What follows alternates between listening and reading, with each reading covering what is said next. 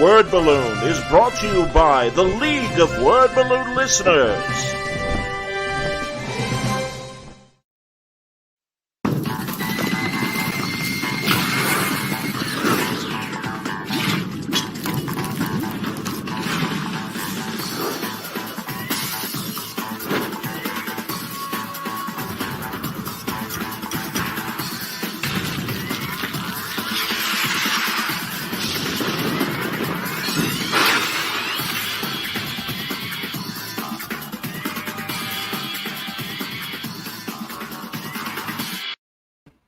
Hi, everybody. Welcome back. It's Word Balloon, the comic book conversation show. John Suntress here. It's my birthday, and I'm 56 now. Jesus Christ. Happy birthday. Oh, thank you, Ed Brisson. It's a pleasure to spend part of my birthday with you. Good to see you, man. Yeah, you too. It's been a while. It's been a real long time. You know, I was hoping to do that panel last month that you were on for Baltimore, and I had to share the wealth. I couldn't do Right. If I could, Ed, I would have done every panel.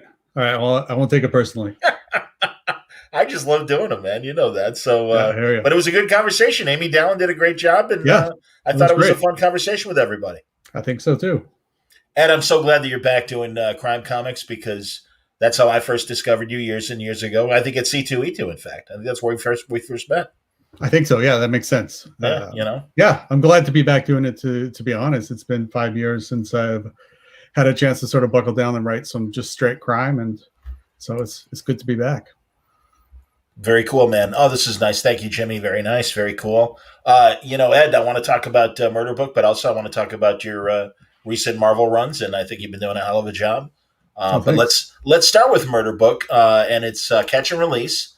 And I've got the Kickstarter's page up, but I'm going to share my screen and I'm going to play the trailer, so everyone can take a look at the trailer and get the gist of catch and release. So here it is, and here we go.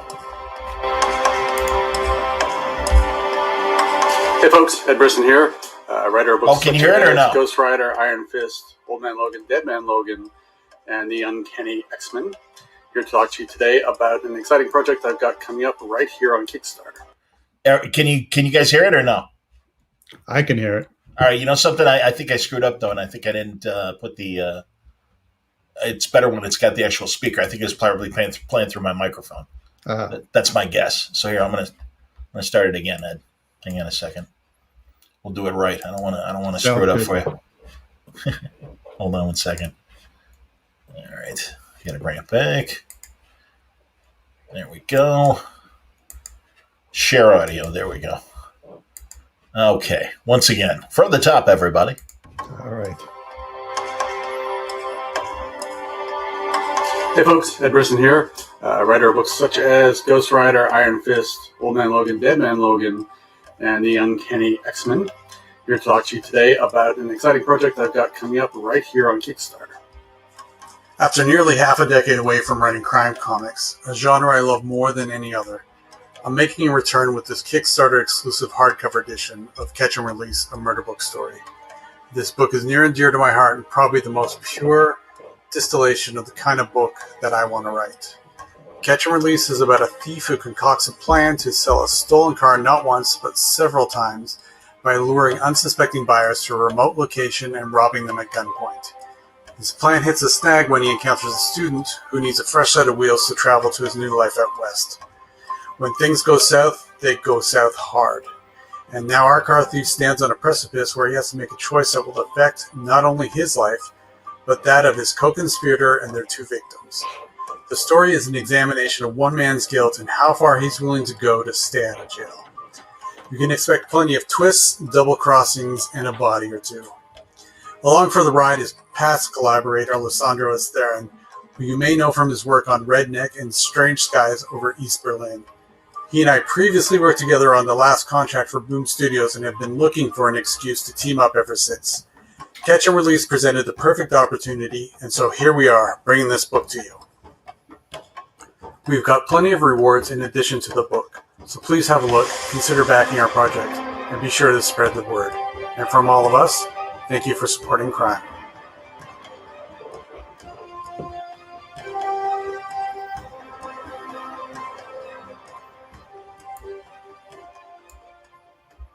Excellent, man. Very cool. Yeah, being on video, watching myself on video is not painful at all.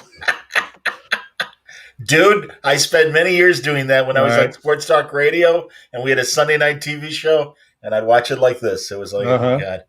So believe me, I understand. But now you look good. What are you talking about? And again, really excited. Also, I just love the fact that you're keeping it black and white. I don't know what it is about crime, but to me, crime always plays better black and white. Yeah, I fully agree. I think you get such an interesting play of shadow and light, and it's got that sort of noir sensibilities that just suits it. So, I'm a big fan of black and white comics. So any chance I have to do something in black and white, I'll jump on it. When you were doing Murder Book as a monthly, or whatever schedule it was on, did you have like monochrome? Was it always black and white, or wasn't it kind of? It was always color.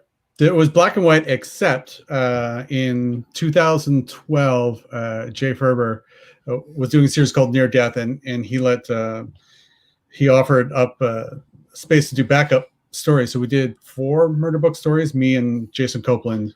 Okay. And we originally I'd done a black and white. I was printing them myself, and I was trying to make it cost effective while also it suited crime, so it was a natural fit. But we had the opportunity to do color, so we thought we'd experiment with a bit. And so if you have those 4 issues of Near Death, that's the only time it's appeared in color. When we reprinted them later with Dark Horse, we actually switched into black and white, so everything matched with one. Okay. So there was color for a bit, yeah. That's what that's clearly what I remember. Absolutely, man. And honestly, I always loved the format of Murder Book. You'd have a couple. Was I getting anthologies, or was I getting the old monthlies or the single issues? Yeah, How many would you put it in a single issue? There was 2 stories in every issue. So when I started, I was just putting up online at the beginning, and then I started collecting them into those 2-story issues when I was going out to cons. I started going to cons a lot more around that time. It was 2011, 2012. And so, yeah, probably if you saw me at C2E2, I think the first time I was there was 2013. I would have had 3 copies, the first 3 issues of Murder Book. The only 3 issues of Murder Book, actually, that I printed.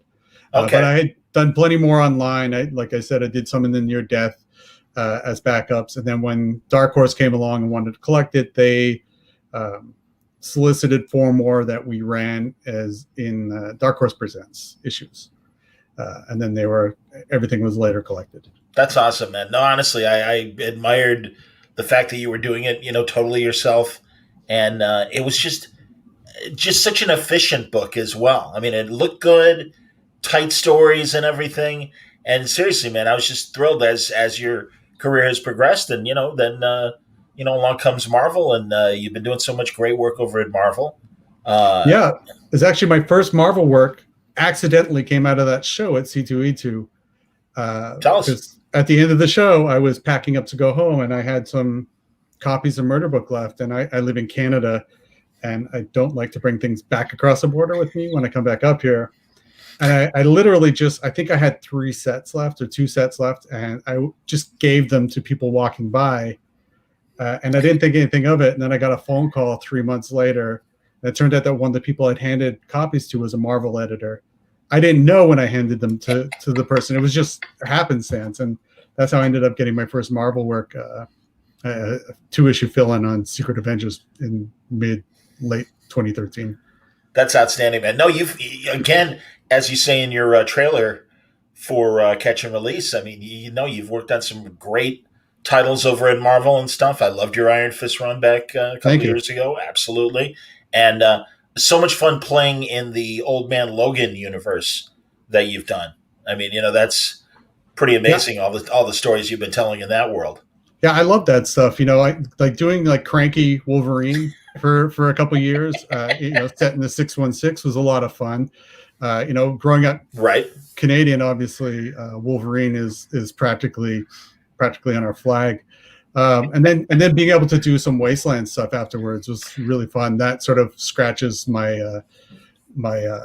sort of 80s cult movie itch that makes sense. That absolutely makes sense. Yeah, Avengers in the Wasteland. Yeah, pretty fun, man. That was terrific. And then you did Dead Man Logan as well. Yeah, absolutely. And that was cool to, like, bring the close to his story and sort of send him off into the sunset and actually sort of kill a character in a respectful way and in a way that hopefully sticks. It's comic, so who knows? But I think I gave him a pretty good send off. I was really proud of the final issue, proud of the work that Mike and Nolan and I did on that whole series. That's awesome, man. I loved the tone of it. I loved everything about it.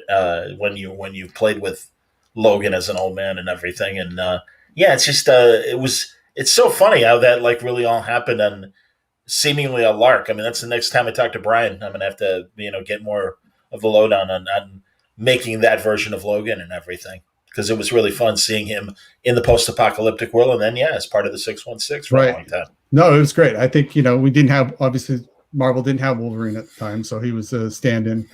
And just I always just like the more crotchety, cranky, if possible, the more crotchety and cranky version of Wolverine. It was just a lot of fun to write. I really enjoyed it. I was sad to end the series, but was very happy with the way that we did. That's really cool, man. That's great. So, am I wrong, Ed? Were you writing the Punisher or no? Yes. I wrote a 5-issue Punisher miniseries called Punisher versus Barracuda. Yeah, with Declan. That's right. Declan illustrated it. It was supposed to come out right as the pandemic hit and stores were closing down. I believe the first issue was even printed. I can't swear by that. But right now it has kind of been put on hold. So I'm not 100% sure what's going on with the book, when it'll be out, but it's on my end. I'm done. I wrote all 5 issues, and I believe art wise it's 80% done, if not more. So hopefully one day it'll see it'll wind up on store racks. I was really proud of that. It's actually quite a lot of fun to write that. And that was the closest, I think, other than I did Bullseye was like my first series at Marvel, but I think, this Punisher was like the closest to just kind of doing a book that felt like it was just a straight crime yarn. And that was a ton of fun. Yeah. I talked to Deck about it, and we were, I was very excited. I know this is the 616 version of Barracuda, a character that originally appeared in the Marvel Knights Garth Ennis run and everything. Mm-hmm. So I was looking forward to see what's happened. Hey, Tom Levine wants to know if we're taking questions. Of course we are. Absolutely, man. I've tried, Ed, and I don't know if I mentioned it to you earlier. I've really had a lot of bad luck with various creators who had trouble with StreamYard, the platform we're using tonight. And we can do Zooms, but then it's harder to get questions going via Zoom.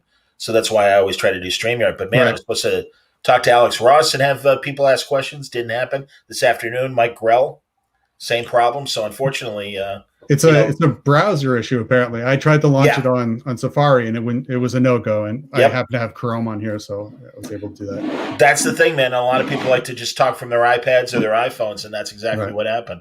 So, I'm sorry to hear that, Jimmy. Jimmy says, I found out today my mother has COVID. She has pre-existing conditions. So this is a nice way to get my head off of. Hey, man, if we're here to entertain you, that's great, Jimmy. Sorry to hear that, Jimmy. Yeah, man. Absolutely. All the best to your mom.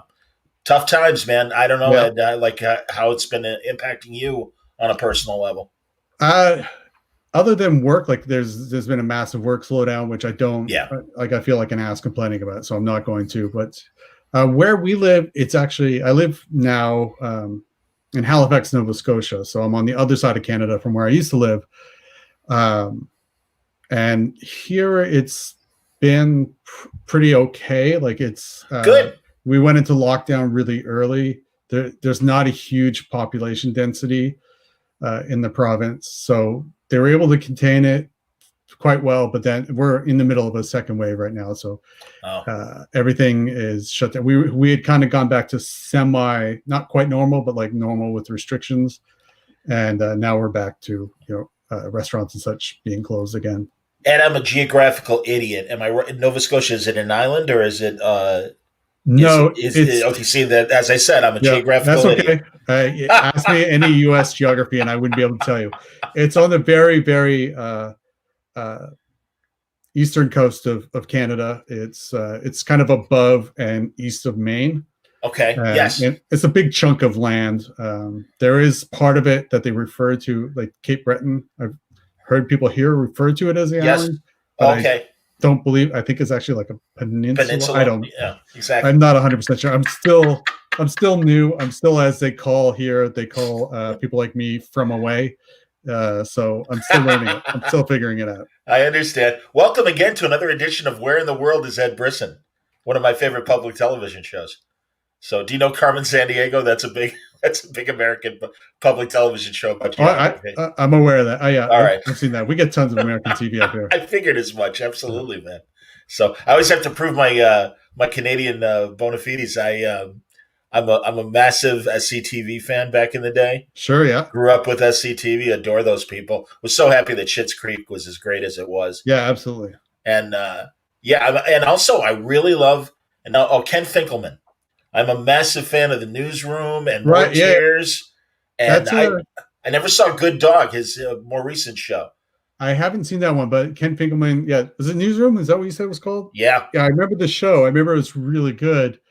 Really fun. That's going back a while too. That's like 15 years at least, right? Yeah, absolutely. It was like early 2000s, definitely. That was I actually probably hadn't thought of that show in about 10 years, but that was a good one. It's one of those, like, we're always lucky. Public television scoops up the greatest, British shows, Canadian shows, international shows, and they would always pick up really great things like Newsroom. And I was just like, oh my God, this is awesome. For people who don't know, very Office, Curb Your Enthusiasm, behind the scenes at a 24-hour news station in Toronto.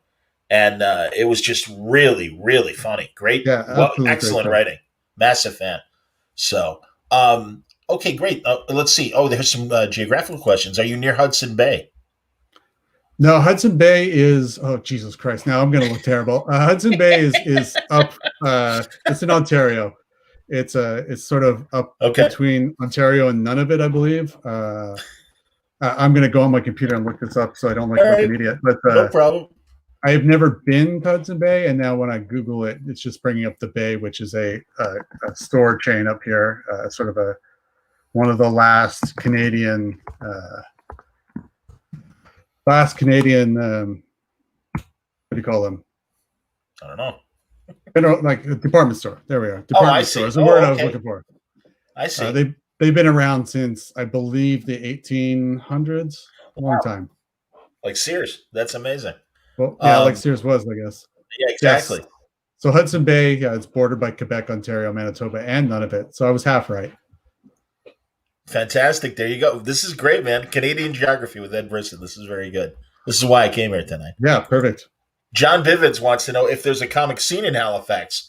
I know one other comic-associated person from there.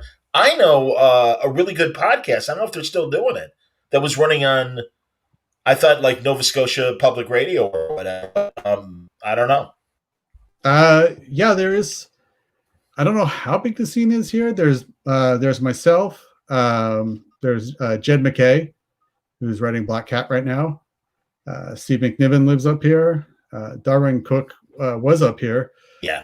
Unfortunately, before passing. And I know that I believe there are a couple others, but I couldn't say exactly who. But I think there's maybe 5 or 6 people around. Okay. But, how long have you been there?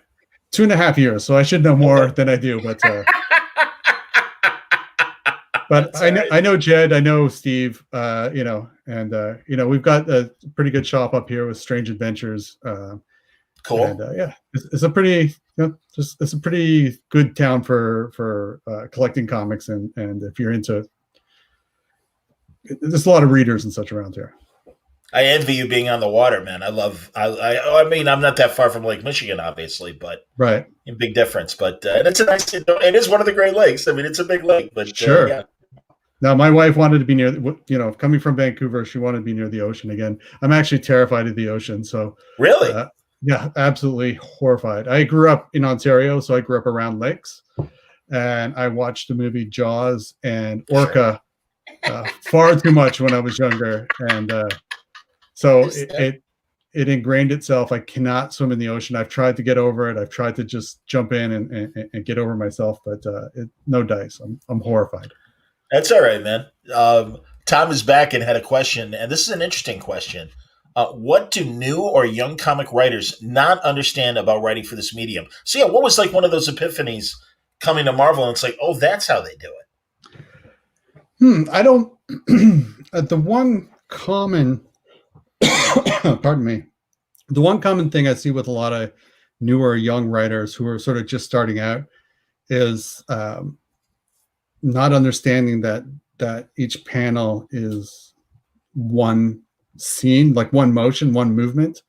So sometimes you'll get, someone describing a panel of somebody, they get out of the car, slam the door, and then spin around because they're surprised by an off-panel voice. You can't show all three of those things in the panel. I think, I don't know. Like, I think formatting, it seems to be a weird one with some folks. They don't. There's not a specific format for comics, but there seems to be like a lot of wrong ways to do it as well. And anyone who's interested in formatting or how to write scripts or see other scripts, there is I think you can just Google the comic book script archive. It's called Comic Experience has it up on their website, and there's tons of stuff there. But I think, that's a big thing is trying to cram too much into a panel. Trying to cram too much dialogue into a panel is a big thing. I lettered for 10 years before I was a writer. Yeah. And many times I wanted to strangle new writers because they would drop essays into panels. And actually worse than new writers are, and I'm not dunking on screenwriters at all, but screenwriters coming over to comics sometimes will have that same issue where they're used to being able to write a monologue in a scene, and they try and drop that into a panel or two panels, and it doesn't work. So there is Alan Moore has sort of a general guideline of I think it's 35 words per panel and no more than 350 words per page. If I recall correctly, those are the numbers. So that's one is sort of overwriting dialogue. And lots of exposition is something I see a lot, like, and that's something that, was something you saw in comics years ago, but I used to have a panel around here, and I can't remember what issue of Captain America it's from, but there's one where he's like running up the stairs towards a door while thinking, I just got to get up these stairs and through that door. And you're like, yeah, we got it, Steve. You're running upstairs through a door. We don't need the dialogue. So like, a reliance on exposition and not realizing that there's it's a collaborative story. Like it relies on both art and the storytelling. And that brings me to another thing where I think some writers can come in, some new writers especially, are so rigid about their ideas and about them having to be exactly as put down on paper, and not realizing that it is a collaborative process between you and the artist. And so, there needs to be some push and pull between the artist and writer in order to make a quality product. And everything else that I see is like just storytelling stuff that would be, a 2-hour podcast to talk about. But those are the big like sort of surface things that are really easy to fix that I see a lot. Okay. No, I thought those are good tips. Absolutely, man.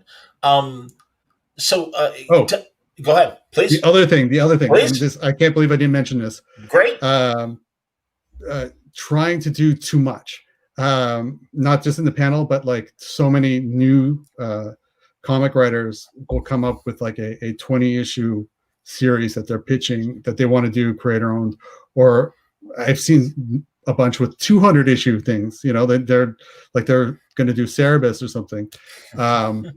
And I think that's always a mistake, to try and do something that big, especially when you're starting out.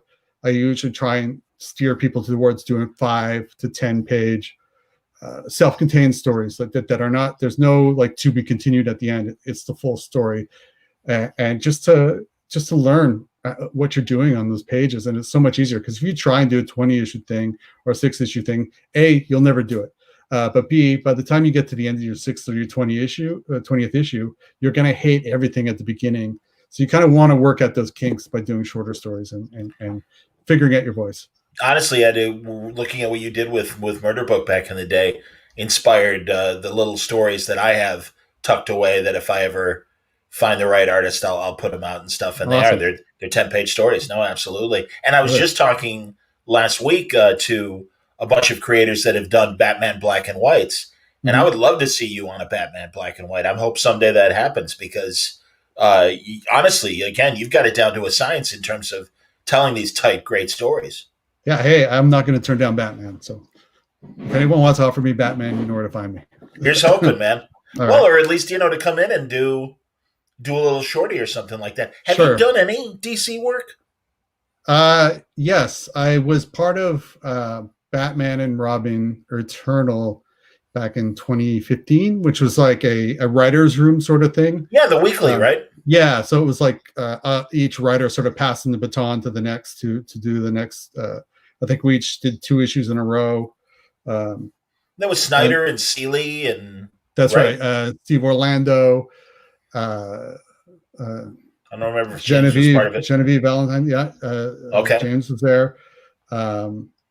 Colin and oh my god, wow. I'm feeling bad for Colin and Jackson, and I'm blanking on their last names. Colin Bunn and the writing. Was it Jackson who's at IDW now doing Star Trek Lansing or? Yes, and his writing partner Colin. Yes, and I don't remember his name. I'm sorry. Last name, and I'm terrible with names. This is not a reflection on them. This is fully a reflection on me. But yeah, there was a bunch of us in the room writing it, and I'd be down to do more there at any point. And yeah, short stories I did do one just recently at Marvel for the Wolverine Black, White, and Blood, I believe it's called. I think mine comes out in February. Okay. And so, it was cool to do a black and white 10-pager at Marvel. And so it was nice to sort of work those muscles again. Absolutely. For Catch and Release, is this a long form graphic novel? Like how many pages is this? It's a 72-page book. Okay. So nice novella. Yeah. Yeah.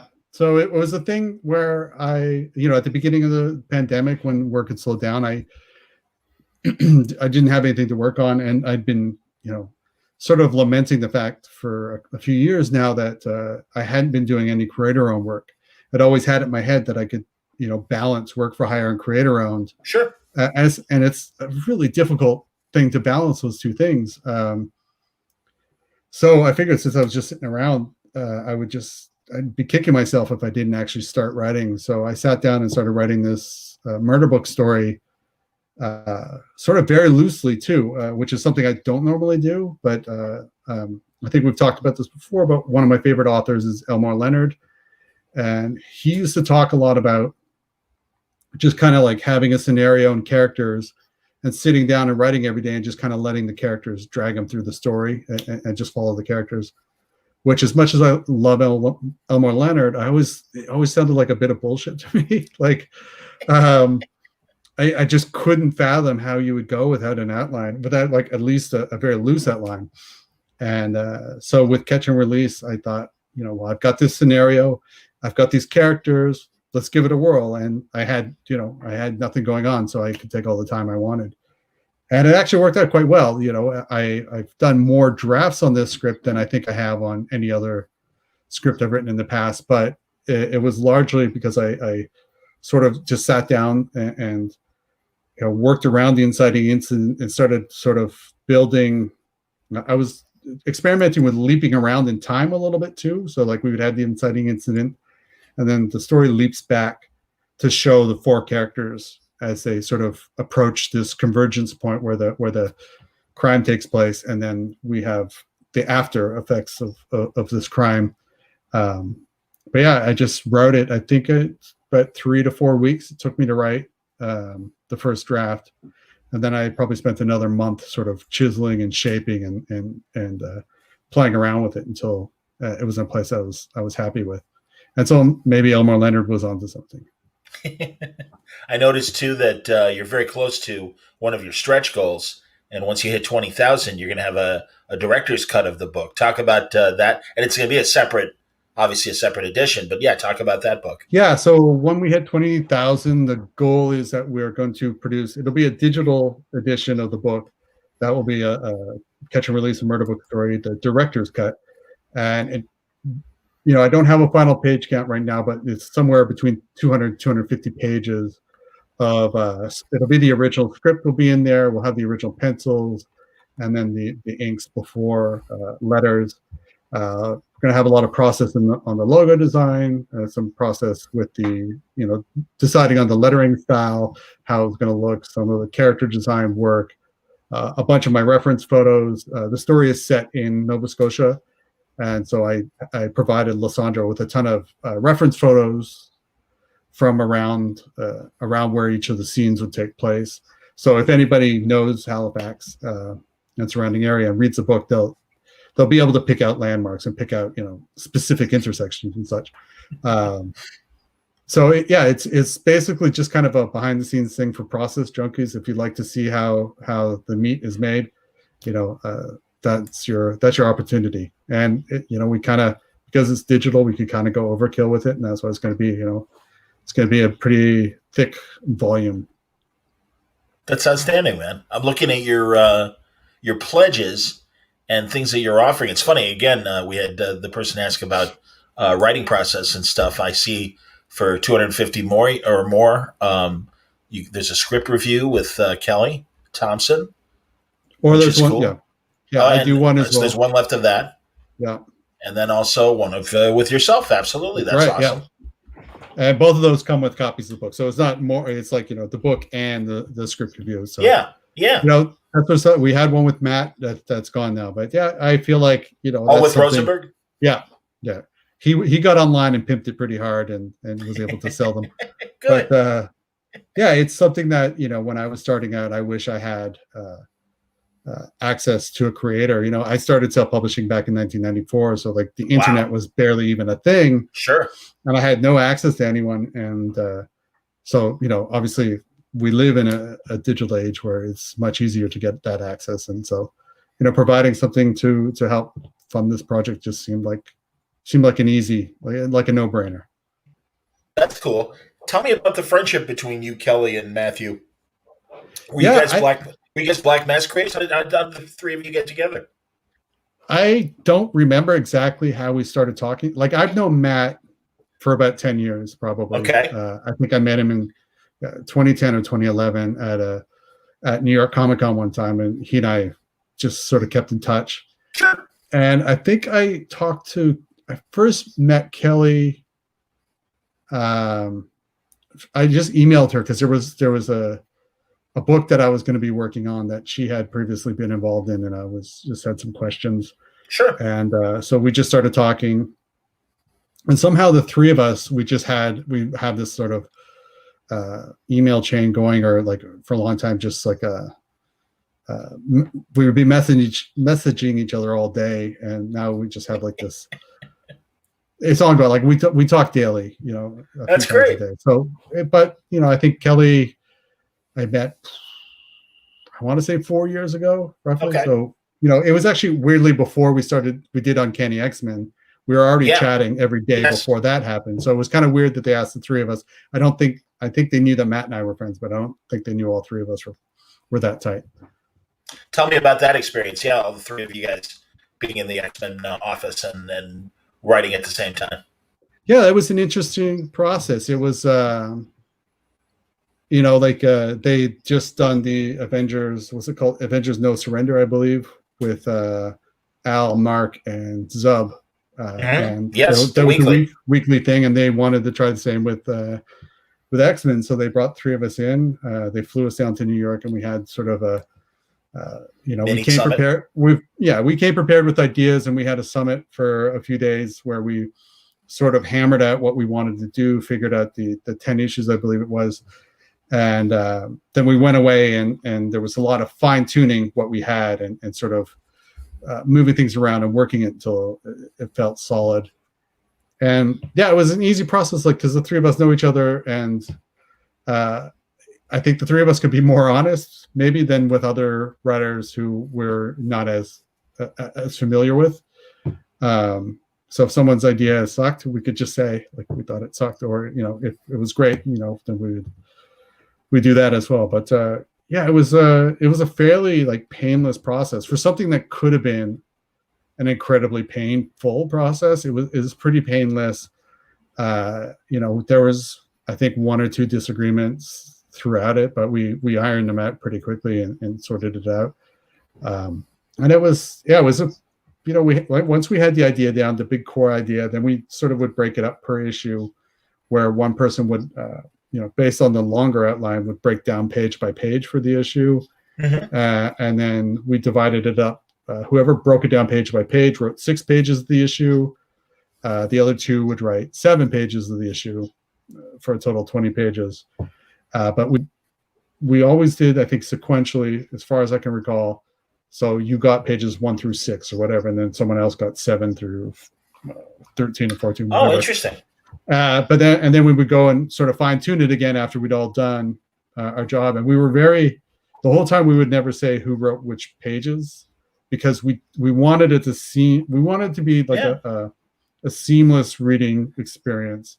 And when you start pointing out, like, okay, like I wrote page 1 to 6, so-and-so wrote 7 to 14, then it becomes or 7 to 13. Oh, Jesus Christ, math is not my suit tonight.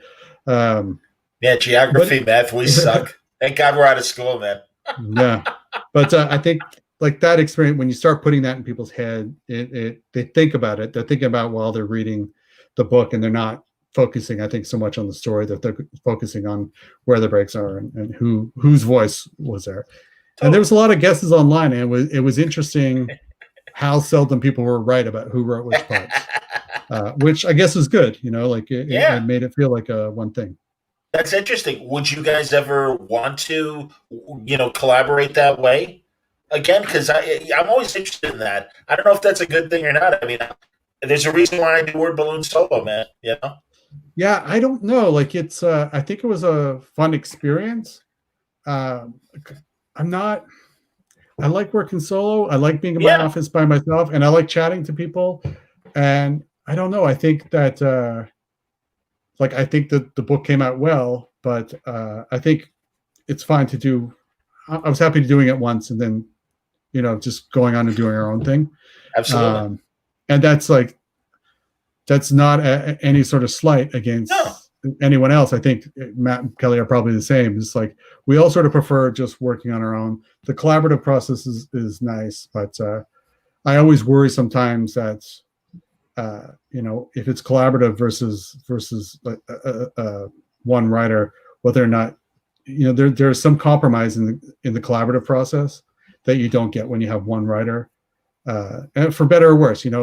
There's plenty of writer teams where they're better together than they are apart. So, but for me, I feel like I just like to be locked in my office, headphones on, not listen, and just doing my own thing and sort of being in my own lane. But I would never say never. Who knows? If something else came up and was the right project, maybe not. Maybe I would. Sorry. I haven't seen New Mutants yet. Have you seen it yet? No. Funny enough, last night I almost pulled the trigger. But I just keep looking at the Rotten Tomatoes score, and I'm sorry, I'm not sure if I'm ready for it. My wife made us watch Cats last week. Oh my God, I'm sorry. And, oh God, it's going to be bad, but you have no idea just how bad that movie is. It's so mind-boggling, and there's nothing in that film that makes sense. I don't know. Like, I watch it, I don't know what the story is. I couldn't tell you anything about it. I don't understand the scale of anything. I don't know if the people who made the film have ever seen a cat before and know like how big a cat is in relation to a bicycle. There was so much in that film that I was like, I'm not normally angry after watching a film, but I was angry after. I had to go for a walk and just calm down. We've got 2 cats. I almost just threw them out the house. I understand. I don't know what it is that I love theater, but I am not a modern musical guy, and it's really hard for me to get excited about musicals, and obviously that's the dominant thing in the theater. But I mean, give me a straight up drama or a straight up comedy. I absolutely love going to see live theater. And yeah, when Rent, Cats, all these things, it's like, I don't give a shit. It's so I understand absolutely. Let's talk about good movies. Have you seen any good classics lately? I know usually we talk about. I'll tell you one I saw that I hadn't seen in a long time. It was on Turner Classic Movies. Harper, the Paul Newman '60s movie. I don't think I've ever seen it actually. It's great. It's a Robert McGinnis paperback come to life. It really is. I mean, it was so period. It was made in the mid '60s. The art direction and it looks amazing, and the cast is incredible. It's one of my favorites, and yeah, I just hadn't seen it in a really long time. Yeah, I think I'm just looking at my list because I keep track of what I watch. The best thing that I've been on a Dennis Lehane kick lately. I've been reading a lot of Dennis Lehane books. Sure. And we rewatched both Gone Baby Gone and Mystic River, which are both incredible films. Yes. I think they're great. I hadn't seen Gone Baby Gone since it came out. I think it's still a really good film. I think though that you see a lot of Ben Affleck's like amateur filmmaking tendencies there. He doesn't trust the audience enough. There's a lot of like audio flashback stuff towards the end just to remind you of what the scene coming up actually means. But beyond that, I thought it was a great film. I saw The Prestige for the first time. I like that movie a lot. Yeah, I did too. I had always confused it with another film that had come out at the same time. I'm forgetting the name, but I know exactly what you're talking about. Majestic, is that right? Something like that. I can't remember. Anyway, there was another. It was another turn of the century magician kind of movie. Yes, and it got panned, and I think I confused the two films, so stayed away from Prestige. But I thought Prestige was really great, and it was like when you have an ending that you're sort of like still debating 5-6 days later. To me, that's always a sign of a good film. Totally. I still haven't seen Knives Out. And now I'm kicking myself because I know that. Oh yeah, no. I mean, I saw the trailers and it looked great. And it's funny. They've been running commercials for all the good, the quality movies that are on Amazon Prime right now. And it's like, God damn it, I got to make time to like watch that thing. So that's been my problem. And I don't know how you've been, especially during COVID times. My attention span won't allow me to watch anything longer than an hour. Oh, for us, it's I'm the opposite. I've finally been like binge watching TV shows I've been meaning to watch for 20 years in some cases. And we have every night pretty much we sit down and watch a movie and we alternate who picks the film. So we don't have to have that thing where like the three of us are arguing about what film we're going to watch that night. But the downside of that is we end up watching Cats because my wife wanted to. I watched another movie called 12-Hour Shift, which is an indie film that just came out this year. That was really good. It was just a really small film about one night in a hospital and some a nurse who was sort of stealing organs and selling them to Mick Foley of all people. But it was a fun little indie film. The Drop, that was the other Dennis Lehane one we watched. That was great. Caliber, which is a British film about two friends who go hunting and they accidentally kill someone and they try and cover it up. And it was really tense. It was a really tense film that I enjoyed quite a bit. And let's see. Throw Mama from the Train, which I hadn't seen in a long time. Classic. A lot of fun. Love it. DeVito, who knew it was as good of a filmmaker as he is.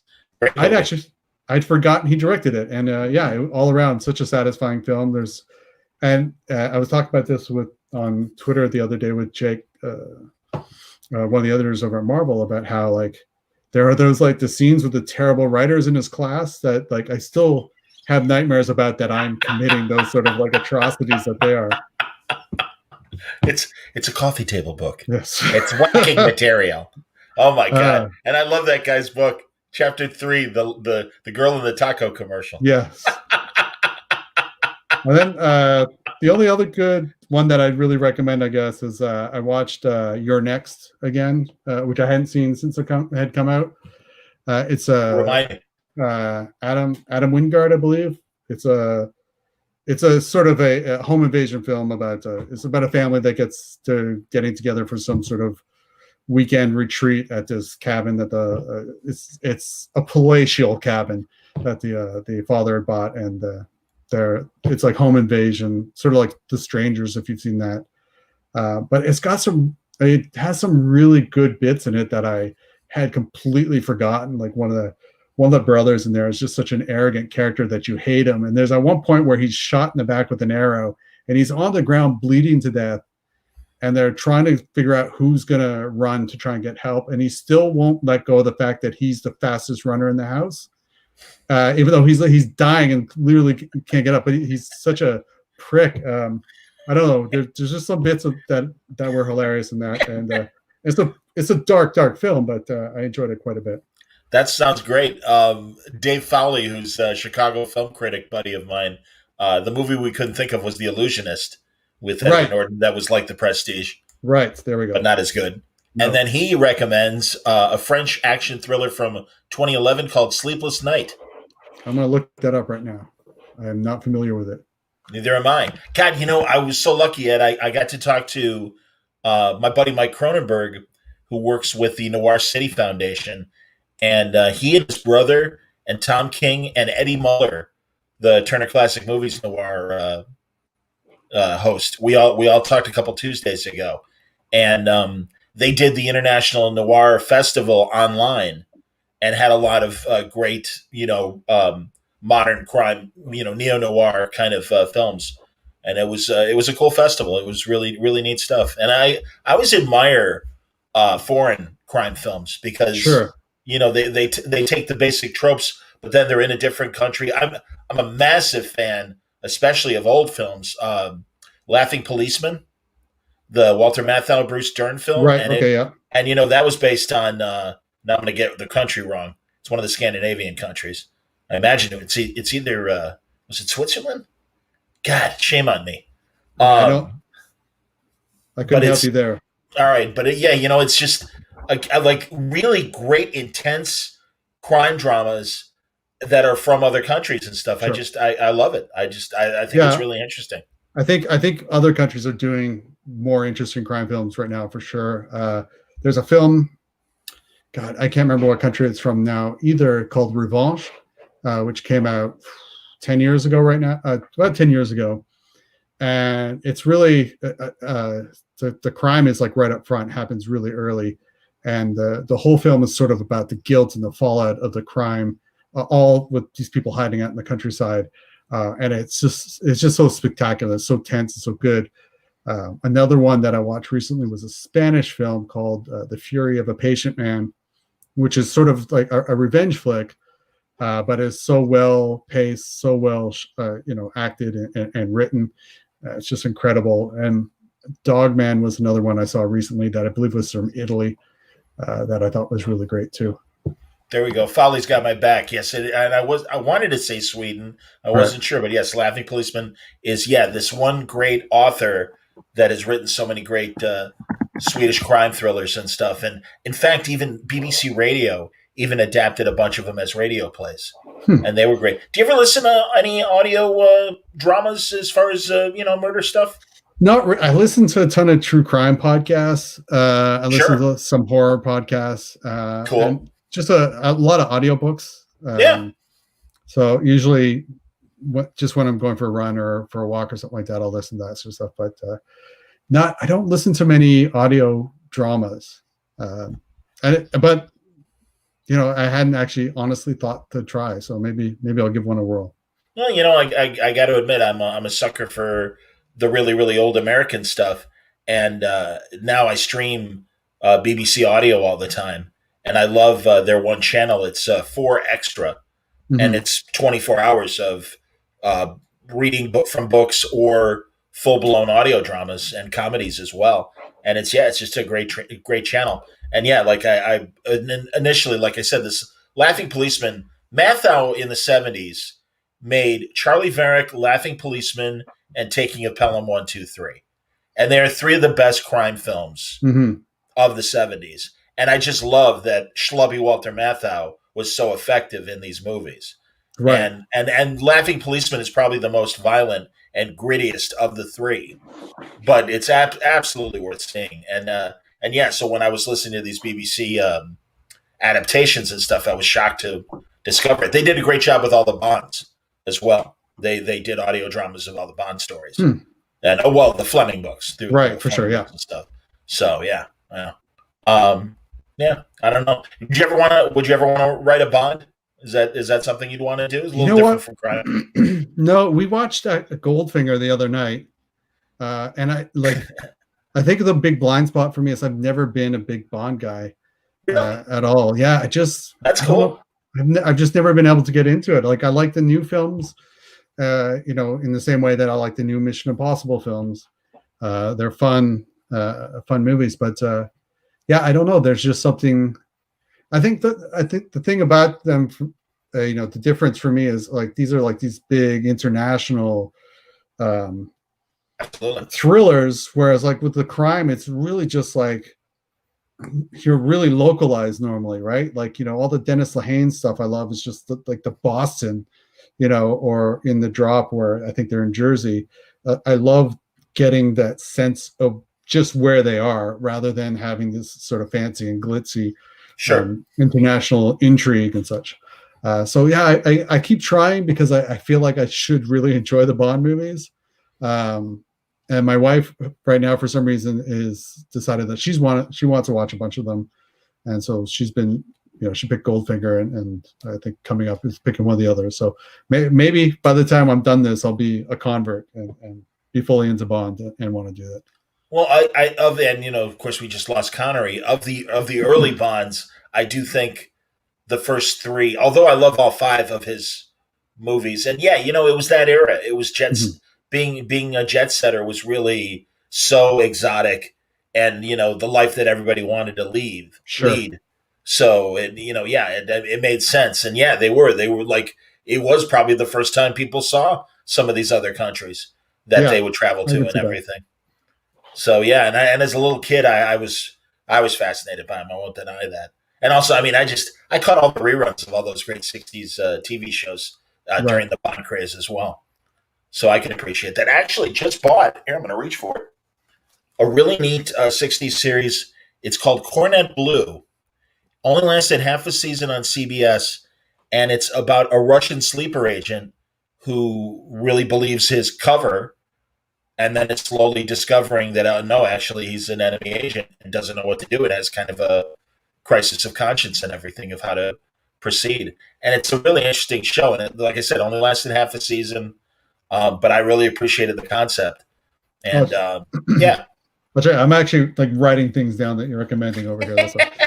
Here, David's got another, let's see here. Oh, yes, I remember this. If you want to see a Brubaker Noir come to life, check out Small Town Crime. Yeah. I've seen that one. Absolutely, me too. Yeah, I love John Hawkes.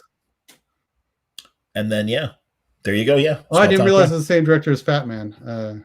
That one is, it just popped up on our thing up here. We normally around Christmas time, the 2 weeks before Christmas, only watch Christmas themed films. And so I am always trying to find like the Silent Night, Deadly Nights, or the whatever, like the horror films, like Rare Exports was a big one last year. That's fun. Fat Man popped up because otherwise it's just in this house. It's just going to be the Hallmark movies and Rankin and Bass, and I won't make it through the holidays. I am as old as, speaking of Rankin and Bass, Rudolph the Red-Nosed Reindeer debuted on my birthday. Really? My birth date back in 1964.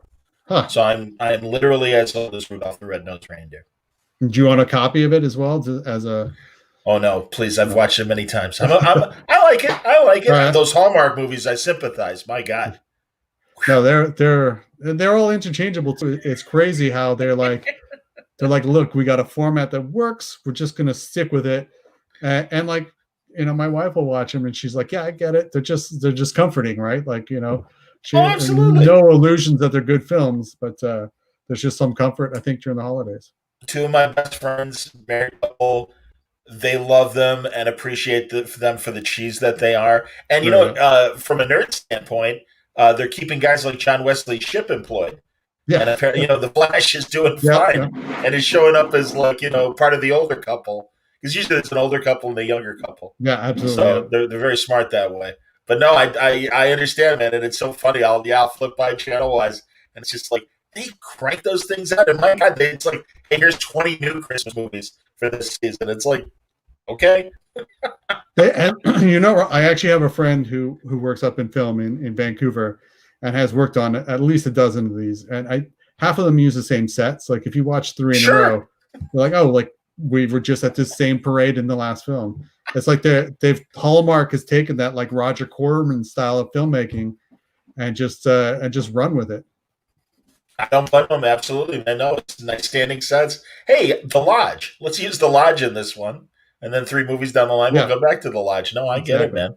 That's hilarious.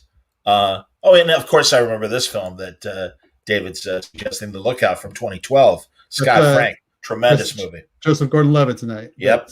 Yeah, I remember that one. Oh, I like that one quite a bit, actually. Yeah, so do I. And that and Brick. I thought both Lookout and Brick were really amazing and took the noir format and transposed them to a younger demographic and successfully. Mm-hmm. So, yeah, pretty neat. There you go. Yeah, and the thing I kind of like right now about if there's a silver lining, I think, to the pandemic and film, is that I think that a lot of these sort of smaller films that we would never see normally, that would just get buried by blockbusters, they're starting to get like a bit more room to breathe and a bit more exposure. So I feel like we're seeing a lot of crime, sort of small town crime films over the last year or so. That they haven't all been slam dunks or anything, but they've been, there's been some real enjoyable stuff. And small town crime is like, it's I don't know, man. It's I'm an easy mark for that sort of stuff. If it pops up on Netflix, I'm watching it. Did you see Victor Santos's adaptation that they did of Polar? I did, yeah. I liked it. Yeah, it was pretty good. Yeah. But yeah, it's for right now, I think the guy who's really doing it for me lately is hope I'm not screwing up. I think it's Taylor Sheridan, who did Hell or High Water. Did yes. Oh my God, I'm blanking on the other one. That's the Wind River. I didn't see that. Yeah, it's his other film. They're both incredible films. I'm going to look it up on my IMDb here. Attaboy. But I believe it was Wind River. This is why I talked to you, Ed. Yeah, if you haven't seen it, we end up recommending movies to each other. This is good. It's got it's Jeremy Renner and what's her name? One of the Olsens, Elizabeth Olsen. Oh. It's just like a small town, like a wintry sort of small town up north, where Jeremy Renner's investigating the murder of a woman.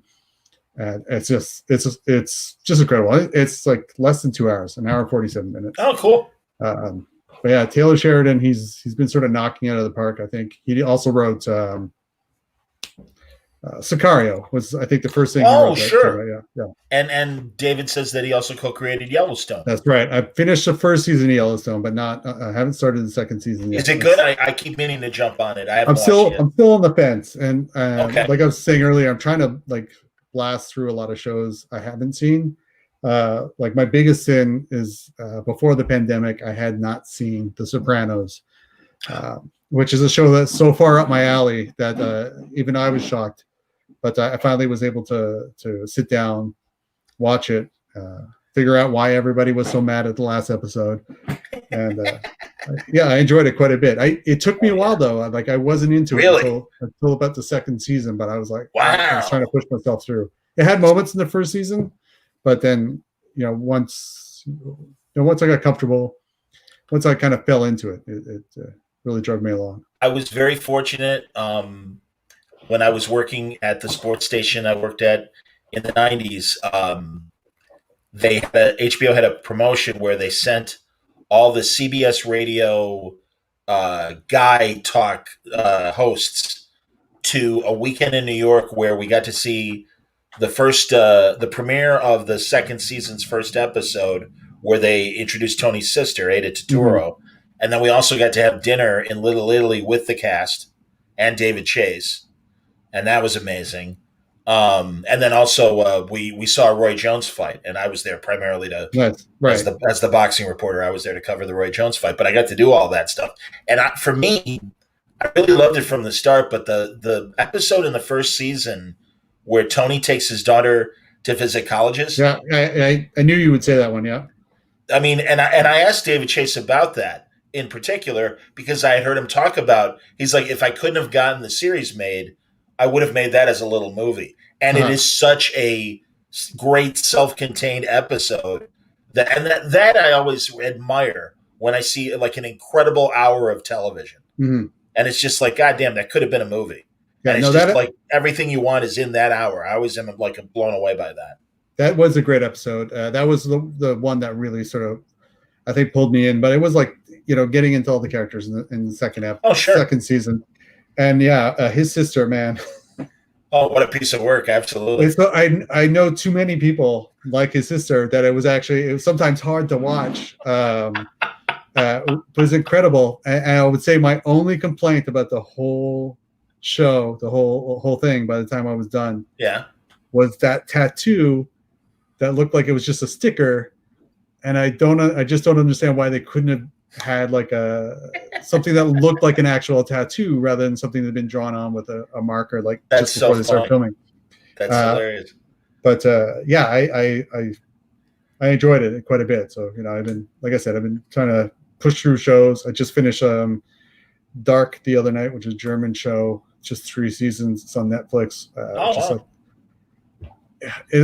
It's kind of I don't want to say what it is because there's so much. There's so many things that keep happening in the first few episodes that you think it's one thing going in and becomes something else. But it's a really good show. 3 seasons, I think, in total. It's 26 episodes or something like that. It's well worth your time. That's awesome. Last comment about Sopranos. Dominic Shanez, who played Junior, his uncle, from Godfather 2, Johnny Ola. And it was great because we met the whole cast. Steven Van Zandt, amazing. Couldn't have been greater. Edie Falco, tremendous. I mean, they were so lovely to us, honestly. Right. We really did get to spend the evening talking to everybody. And Gandolfini came at the very, very end. But Michael Imperioli was amazing. And but Shanez, me and my buddy that I worked with at the sports station, were like, hey, screw this Soprano shit. You're goddamn Johnny Ola. And he's like, that's right, I am Johnny Ola. Because Godfather. Nice. Yeah. But they were terrific. They were amazing. Right. And God, Tony Sirico, who played Paulie Walnuts. I guess it was a trip. Yeah, they were all trips, man. It was fantastic. It really was great meeting those people. So yeah. Goddamn, that's funny. And that's great, man. All right, so Dark, I'm going to have to check that out on Netflix. That's wonderful. Yeah, it's good. It's like I said, it's only 3 seasons. Only 3 seasons, so it's always great when you have those shorter things. And it feels when you get to the end of the 3rd season that it was always planned to be that. There's a moment, if you do watch it, there's a moment right at the end of the 2nd season, beginning of the 3rd, where you're like, oh, they just went off the rails. But they actually, it works. Everything works. Okay. I was very concerned for a moment. But I still haven't sat down with Mindhunter on Netflix. Have you watched that? I watched the first few episodes, and for some reason we just didn't finish it. Okay. So it's one of those things I keep meaning to get back to. But, we have like shows that I'll watch on my own, and then shows that my wife and I will watch together, or, we'll watch with my kid. And so sometimes, we'll like, my wife and I are bad at starting shows, and then we're like at the end of the first episode and forget that there were like 2 other shows we were already watching and we need to go back and finish those shows first. And so sometimes things take a while, but Mindhunter's on my list for something to get to. I just started yesterday, Money Heist, which is a Spanish TV series that I've been hearing a lot of good stuff about. Apparently it's really big everywhere else other than North America. Okay. But it's a Netflix thing. It's on Netflix anyway. So what other streamers do you have? So up here I've got Netflix, like Amazon Prime. Our Amazon Prime is very different from yours, though, I believe. We have something called Crave, which is like I've heard of Crave. It's got all the HBO stuff on it and a few other things. I've got Shudder, just a big horror movie junkie, so lots of stuff on Shudder. Also, Shudder's got a ton of like, I don't know if you're a fan of like Japanese cinema, but they got a lot of like Japanese Yakuza films on there. Wow. That are definitely worth your time. That's interesting because I'm not a big horror guy, but I do like I was saying, I love great crime and mob films from international countries. So no, I would love to see that. That's interesting. Yeah, That's another reason maybe to get Shudder. Yeah, and it's got a pretty good selection. So the Yakuza papers, check out that sort of stuff. They got some of the Takashi Miike early sort of crime stuff, the Yakuza films that he did as well. What else do we have? Someone was telling me too that the Exorcist documentary on Shudder is amazing. Yeah, I haven't watched that yet. Yeah, I have not watched it. I'm aware of it because he that just came out in the last year or two, didn't it? That's what my buddy was telling me. Yeah. All right, I'll have to give it a whirl. But what other ones you got? I've got Disney Plus. I've got So we had Disney Plus, and then I let it lapse, and then I just resubscribed this week. We just actually watched Lilo and Stitch, which I hadn't seen before coming down to do this interview. Oh, very nice. I think maybe that's it. We have something called Hoopla, which is a thing through the library. I know Hoopla. Here. Okay. Yeah, that's through our library system too. Yeah, and that's pretty good. And there's another one called Canopy as well, which is also hooked up through the library system. Yep. And I know both of them. Absolutely, man. No, that's great. Would you add? It's funny mentioning Disney Plus. Have you written any Star Wars stuff? I have not written any Star Wars stuff. No. Do you have an interest in doing it or no? I would love to do it. I am a Star Wars fan, but I always worry that so many people I know are such hardcore Star Wars fans. Who've read all the novels and all the sort of ancillary material around the films. Sure. That I have not done. Like I'm a guy who loves the original 3 films and some of the newer films I like. So I would like to at some point, but it's not anything that's really come up. So okay. And I would worry about, like, I do have that worry about being called out because I wrote something that conflicts with something that came out in a novel from 1983 that I didn't even know existed. I understand, man. I'm like that with Star Trek, right? And I really do not like new Star Trek. No. Well, I just honestly, I'm open to anything, any new ideas, but it's poorly written, and they screwed themselves demanding to be put in continuity and 10 years before Kirk and Spock. And it's just like, no, it doesn't make sense. And even moving into the future, it's like, yeah, it still doesn't make sense. But right. It's a shame because it's such a great time for brilliant television writing. And unfortunately, I really think the writers that Star Trek gets just aren't up to the job. I haven't checked it out yet, but on my list for at some point. It's too much. There's just too much TV. You don't have to tell me, man. Good Lord, I understand, and I'm picking up Cornet Blue from 50 years ago. So what do I know? Sure. I got it. I just picked up recently the whole Blu-ray box set for Homicide: Life on the Street. Which is like, what is that? Like 8 seasons. It's probably like 150 episodes. I don't know when I'm going to watch that. I've seen it before. I've watched it, from start to finish. But like, I had to have it. I guess.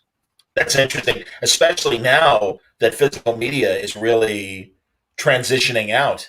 Mm-hmm. And I think a lot of the IP holders would much rather stream it to you than spend the money to make DVDs these days. I think so too, but like it's just bizarre. Like I think I was a hardcore sort of movie collector growing up. I was one of those kids who would when I was a teenager, early 20s. Would trade tapes with people through the mail to get hard to find stuff. And the sort of future I thought I was being sold with streaming was a future where everything's available. And it's incredible how often, I am looking for something and I just can't find it. Like somebody recommended The Ice Harvest to me the other day, which I haven't seen. I remember that movie. In the 90s or early 2000s. I can't. It's not available anywhere here to stream. I cannot.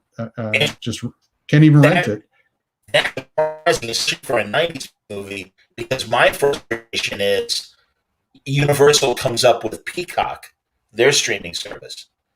And I'm like, great.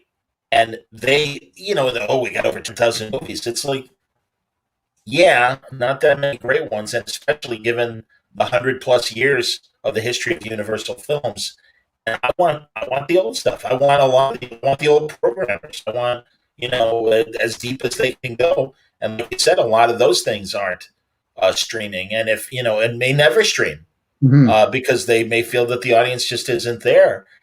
And I have a feeling that physical media is going to go the same way as vinyl for music in terms of it'll always exist, and there will it'll be a specialty kind of interest. Sure, I think you've seen that a bit already with like Arrow and Anchor Bay, Lober.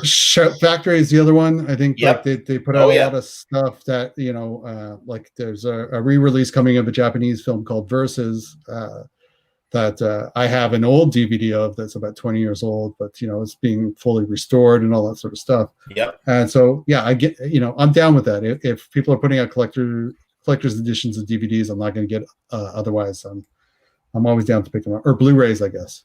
Here, Dave's got your back on Ice Harvest. All right. So it's not streaming, but you get a Blu-ray of it. We should have this Dave guy on with us.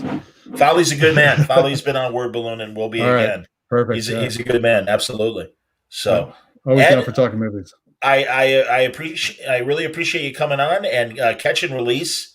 I know Ed's crime stuff, and I'm very excited to see this book, and I'm really excited for you. And I know you're.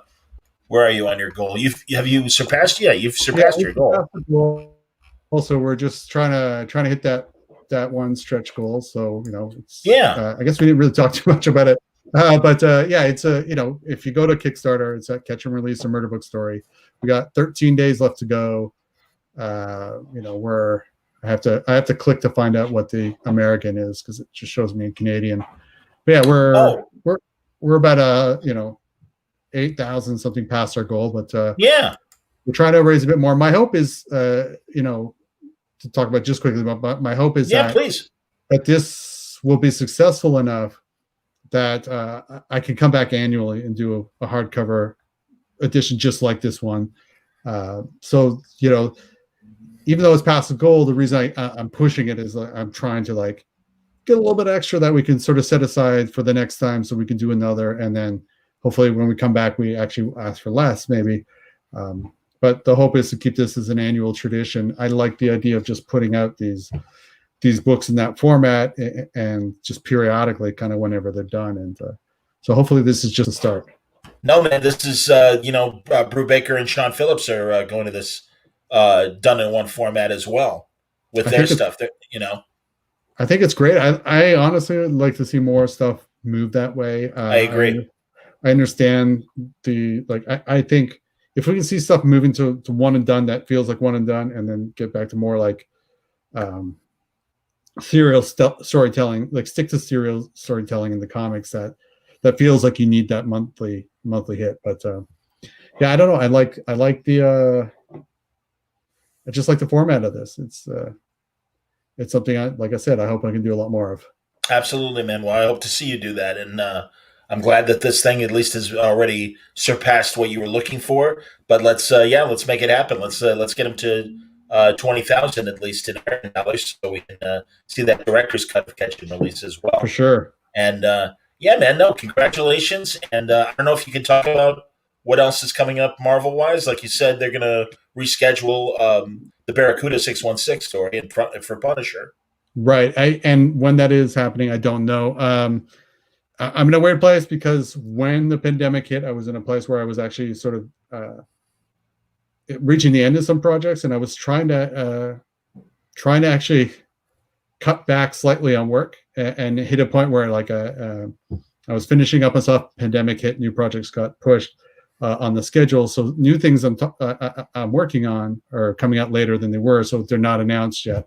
But I've got 2 things coming out from Marvel that should hopefully be announced really soon. I can't say when.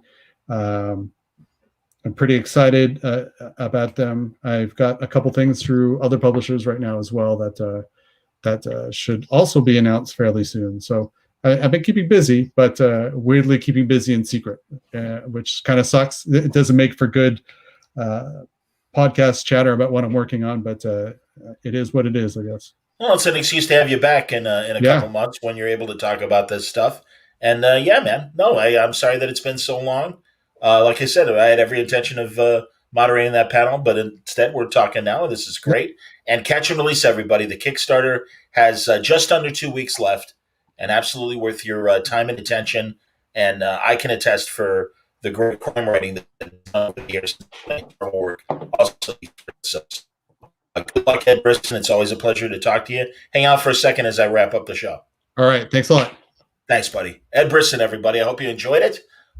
Tomorrow on Word Balloon Live, we've got our Star Trek Discovery review of 2 episodes because we missed last week because of American Thanksgiving. And then To the Outer Limits, another great show with me and Gabe Hardman and Ian Brill and, a cast of thousands talking about that first season of The Outer Limits. We always love doing that. Friday, Kari Andrews, a fantastic Marvel creator in his own right. He's got a brand new series for AWA, Bill Gemis and Axel Alonso's publishing initiative. And we're going to be talking to him about that on Friday. So that's our week on Word Balloon. And then, as I said, I pre-recorded a Mike Grell interview that I'll be posting the video on here on the YouTube channel, but also the audio by the end of the week for the podcast. Great birthday wishes this week. I really appreciate it. And thank you very much for watching tonight. Stay safe, stay happy,